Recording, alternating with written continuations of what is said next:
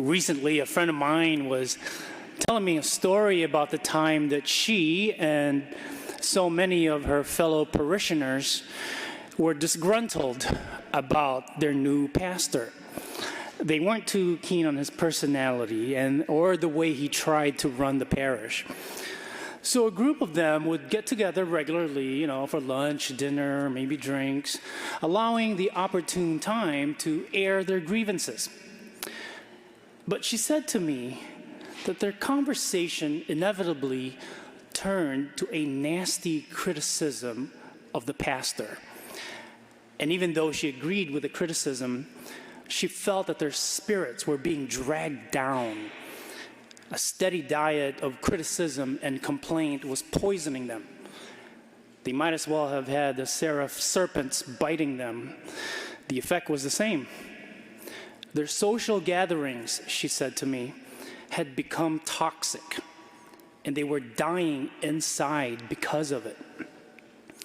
This is why complaining displeases God, because when left unchecked, it will lead to discord, ingratitude, distrust, pride, and even death.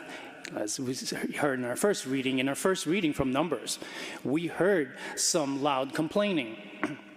The Israelites were traveling from Egypt to the land of promise.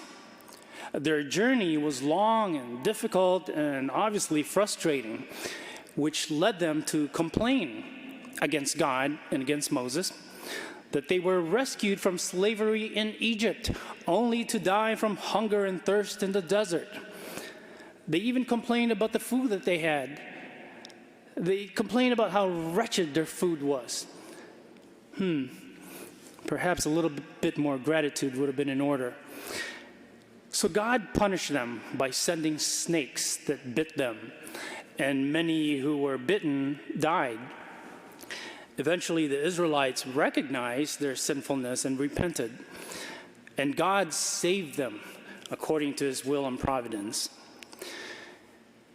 My friends, we live in a world and society that is prone to complaining. Wives complain about their husbands. Husbands complain about their wives. Employees complain about their bosses. Children complain about the chores that their parents tell them they have to do. And yes, parents also complain about their children. They love them, but the complaining doesn't stop them from complaining. Parishioners, of course, and this is across the board, parishioners complain about their parish or the priest. We are discontent about everything. We feel that the world owes us something. And we always have the attitude of self-entitlement, even in matters of faith.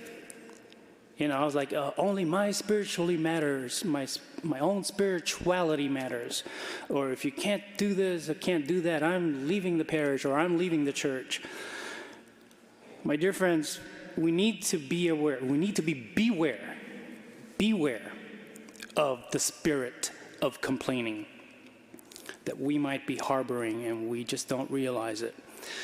Complaining blinds us to all the ways God has graced us, turning us into absolute ingrates. That means, when boys and girls, we're not thankful. When you're an ingrate, you look at things so negatively that you don't even see the blessings that have been bestowed upon you. The little blessings. We have so many blessings in life, boys and girls, that you don't even recognize often. The fact that you're here, that you have an education, that is a big blessing. You have food to eat and clothes to wear, a roof over your head, and you don't go hungry. Those are big blessings. And, I'm sure we all know what's happening in Ukraine and neighboring countries. Just imagine what kids your age who are in refugee camps right now, their lives are interrupted and disrupted because of the war. So just think of just recognize the fact that you are blessed to just be here away from all that violence. And that's what I mean by being in grace.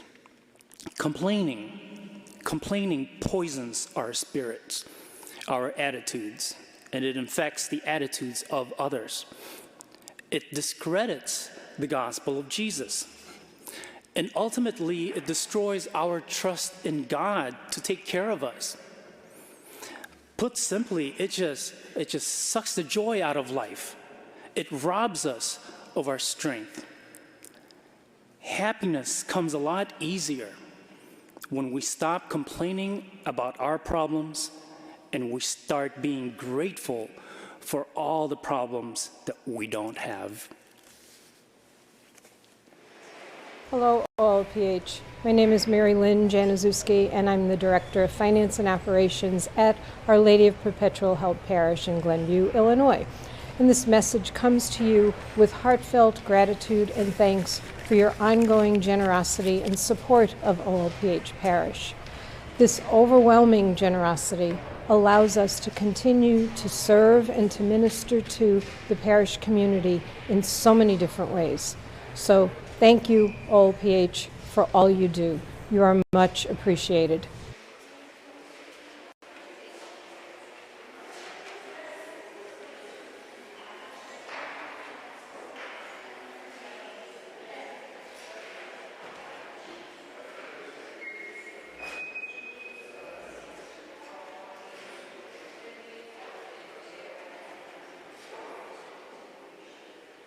Now that you're coming out here.